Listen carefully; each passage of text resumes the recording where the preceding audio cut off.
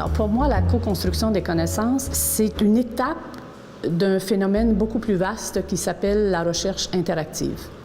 Alors dans un premier temps, il faut comprendre de quoi il s'agit quand on parle de recherche interactive par comparaison avec un mode de recherche plus classique, plus traditionnel, qui se fait à partir de l'université, pour le bénéfice de l'université, à l'intérieur des murs, et peu d'interaction avec le monde extérieur. Donc, la recherche interactive, de mon point de vue, se situe sur un spectre qui va d'une manifestation de recherche-action, expression et méthodologie beaucoup plus connue en sciences sociales, jusqu'à la co-construction des connaissances.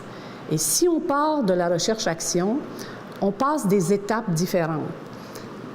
Recherche-action, recherche collaborative, participative, recherche partenariale, pour arriver à la co-construction des connaissances, qui pour moi est le mode ultime de relation entre le milieu universitaire et la société. Vous remarquerez que dans un premier temps, on parle de recherche-action, recherche collaborative, participative, recherche partenariale, et on arrive à co-construction des connaissances. Le mot « recherche » n'est plus là.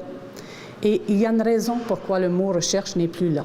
Dans une approche ou une démarche de co-construction des connaissances, le dénominateur commun de la rencontre, c'est la connaissance.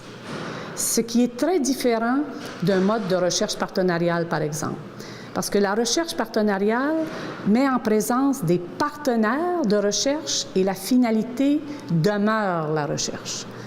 Dans la co-construction des connaissances, le dénominateur commun est la connaissance, ce qui nous ouvre des avenues sur des systèmes de connaissances différents que les strictes connaissances académiques. La co-construction des connaissances, c'est l'occasion d'aller chercher et de mettre en commun de nouvelles informations qui vont permettre à la société de progresser, aux organisations, aux institutions de faire des pas. Alors, un exemple le plus évident pour moi est évidemment quand on parle de recherche qui se fait en collaboration avec des groupes autochtones. Dans la co-construction des connaissances, on n'a pas le choix de prendre en considération que les peuples autochtones de manière générale, et certains groupes en particulier, détiennent des connaissances qui sont inscrites dans des systèmes. Ce ne sont pas juste des informations isolées qui nous permettent d'avoir accès à tel univers ou à tel autre. Ce ne sont pas des éléments ponctuels, ce sont des informations qui composent un système, donc organique, institutionnalisé à l'échelle collective. Avec des partenaires autochtones, on a la possibilité de faire de la recherche partenariale classique sans s'intéresser à leur système de connaissances. Mais à mon avis, on agit de cette manière-là, on agit de manière un peu, je dirais, déterministe. Hein? On part de nos propres systèmes et on va chercher un petit peu d'informations à gauche, à droite pour nourrir notre système de connaissances. La relation est primordiale. On ne co-construit pas de connaissances s'il n'y a pas de relation de confiance, de respect, mais double, hein? Les uns à l'égard des autres, les autres à l'égard des uns. C'est la relation qui est au cœur de cette dynamique organique de construction de nouvelles connaissances.